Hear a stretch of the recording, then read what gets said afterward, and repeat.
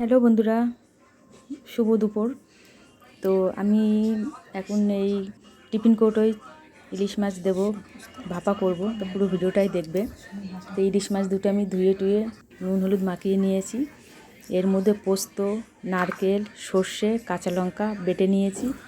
আর নুন হলুদ দিয়ে আমি কাঁচা সর্ষের তেল দিয়ে মাখিয়ে সুন্দর করে মাখিয়ে আমি ওইটা টিফিন বাটিতে করে দিয়ে আর গোটা গোটা লঙ্কা কাঁচা লঙ্কা দিয়ে আমি টিফিন বাটির ঢাকনা আটকিয়ে সুন্দর করে আমি এটা ভাপা করব, মানে টিফিন কোটোয় ভাপা। তো পুরো আমার মাখানো হয়ে গেছে সুন্দর করে।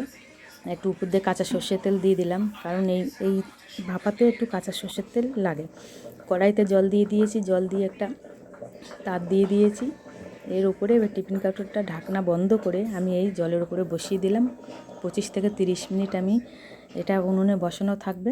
তারপর দেখুন অসাধারণ হয়েছে রান্নাটা, খেতেও মানে অসাধারণ হয়েছিল বন্ধুরা। এত সুন্দর হবে এখনকার ইলিশ আমি ভাবতেই পারিনি।